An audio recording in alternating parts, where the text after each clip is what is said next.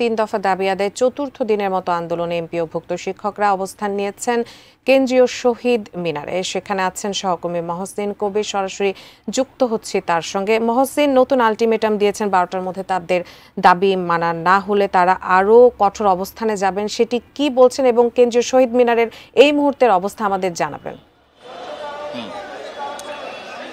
ওজমা, শিক্ষকদের যে আন্দোলন চলছিল গত 3 দিন ধরে, আজকে চতুর্থতম দিন এবং সেই আন্দোলনে জানেন যে আজকে তাদের যে আলটিমেটাম রয়েছে যে আজকে 12টার মধ্যে প্রজ্ঞাপন দিতে হবে তাদের যে 3 দফা দাবি, যে 20% বাড়ি ভাড়া, 1500 টাকা চিকিৎসা ভাতা সহ আরও একটি দাবি, মোট 3টি যে দাবি, সেই দাবি পূরণের জন্য তাদের যে আলটিমেটাম সেটি 12টা পর্যন্ত সময় রয়েছে। 12টার পর তারা বলছেন যে যদি 12টার মধ্যে প্রজ্ঞাপন দেয়া না হয় তাহলে তাদের যে পূর্ব ঘোষিত কর্মসূচি, শাহবাগ ব্লকেট কর্মসূচি, সেই কর্মসূচিতে তারা যাবেন। তো এই মুহূর্তে দেখছেন যে শিক্ষকরা এই কেন্দ্রীয় শহীদ মিনারে তারা এখানে অপেক্ষা করছেন।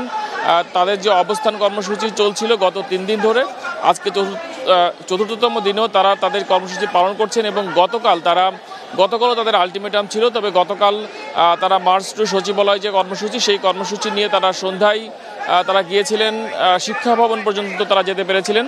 সেখানে তাদেরকে পুলিশ আটকে দিয়েছিল, সেখান থেকে এই কর্মসূচি দেওয়া হয়েছিল।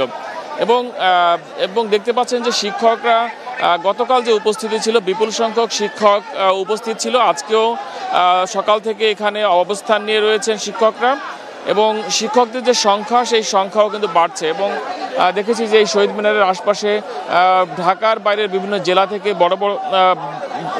ঢাকার বাইরের জেলাগুলো থেকে বাসে করে শিক্ষকরা এখানে এসছেন, এই কর্মসূচিতে তারা যোগ দিয়েছেন এবং ধীরে ধীরে শিক্ষকদের সংখ্যাও কিন্তু বাড়ছে।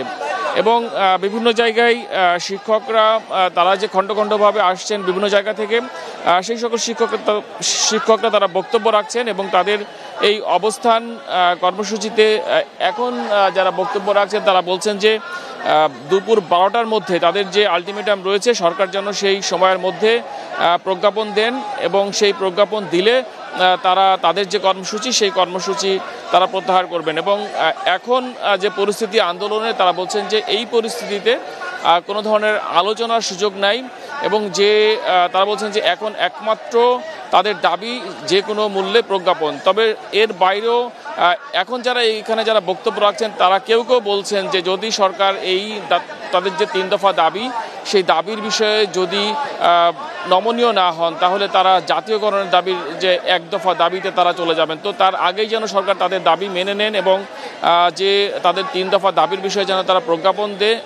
সরকার যেন প্রজ্ঞাপন দেয়, সেই দাবি তারা করছেন। তবে যেটি বলছিলাম যে শুরুতে যে 12টার সময় তারা কিন্তু 12টা পর্যন্ত আলটিমেটাম দিয়েছেন, 12টার পর তারা শাহবাগ যাবেন। তো সেই শাহবাগ ব্লকেট কর্মসূচি তাদের রয়েছে। যদি সরকার এর মধ্যে কোনো সিদ্ধান্ত না জানান তবে সেই কর্মসূচি হবে। তবে দেখার বিষয়, আসলে খুব বেশি সময়ও নাই যে শিক্ষকরা তাদের কর্মসূচি কোন পর্যায়ে নিয়ে যান। উজমা।